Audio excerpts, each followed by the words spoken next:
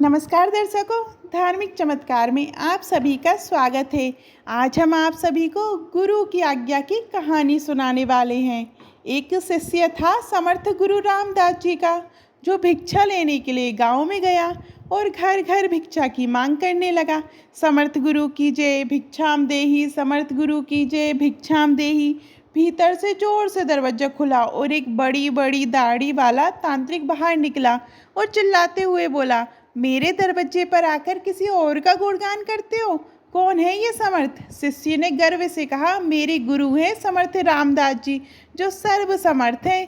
तांत्रिक ने सुना तो क्रोध में आकर बोला, इतना दुस्साहस कि मेरे दरवाजे पर आकर किसी और का गुणगान करता है। मैं देखता हूँ कौन कितना सामर्थ्य है तेरे गुरु में। मेरा श्राप है कि तू कल का उगता सूरज नहीं देख पाएगा, अर्थात तेरी मृत्यु हो जाएगी। शिष्य ने सुना तो देखता ही रह गया और आसपास के गांव वाले भी कहने लगे कि इस तांत्रिक का दिया हुआ श्राप कभी व्यर्थ नहीं जाता। बेचारा युवावस्था में ही अपनी जान गंवा बैठेगा। शिष्य उदास चेहरा लिए वापस आश्रम की ओर चल दिया और सोचते सोचते जा रहा था कि आज मेरा अंतिम दिन है, लगता है मेरा समय खत्म हो गया है।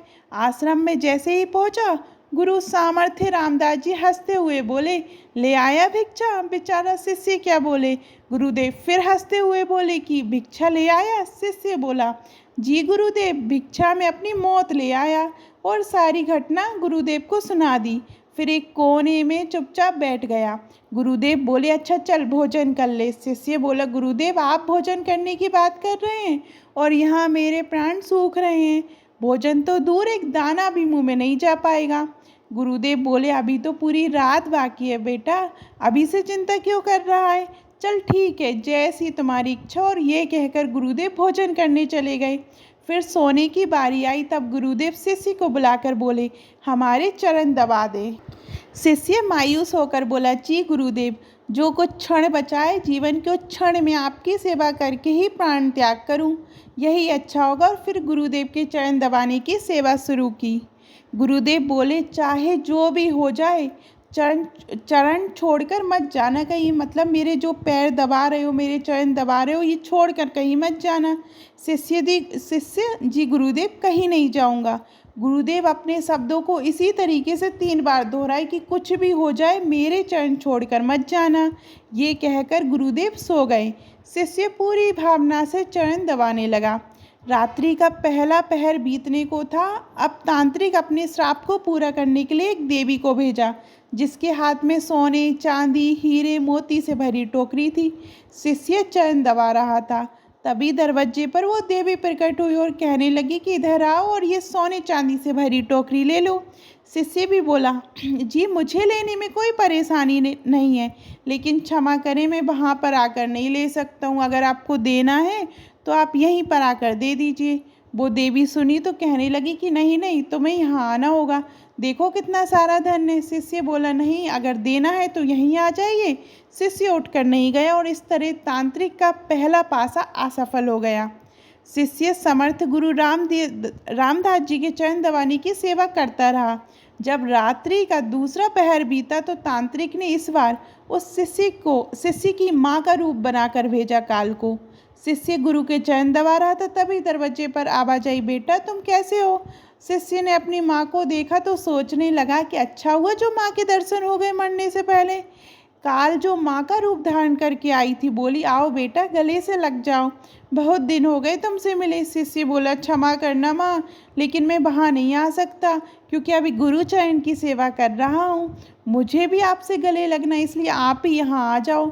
बहुत बुलाने पर भी जब शिष्य उठकर नहीं गया तो अपनी ये चाल भी असफल होती देख माँ का रूप लिए काल भी वहाँ से चला गया।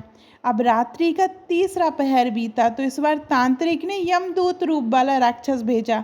राक्षस पहुंचकर शिष्य से बोला कि चल तुझे लेने आया हूँ, तेरी मृत्यु आ गई है, उठ और चल मेरे साथ। शिष्य भी छल्लाकर बोला, काल हो या महाकाल, मैं नहीं आने वाला। अगर मेरी मृत्यु आई है तो यहीं आकर ले जाओ मुझे, लेकिन गुरु के चरण नहीं छोड़ूंगा। बहुत तरह से डराने पर भी शिष्य ने अपनी जगह से हिला भी नहीं और सवेरा होना प्रारंभ हो गया। दिन निकलता देख वह यमदूत रूपी राक्षस भी वहाँ से चला गया। सुबह हुई चिड़िया अपनी घोंसले से निकलकर चिचिहाने लगी। सूरज भी उदय हो गया। गुरुदेव रामदास जी भी नींद से उठे और बोले कि सुबह हो गई। शिष्य बोला, जी गुरुदेव सुबह हो गई।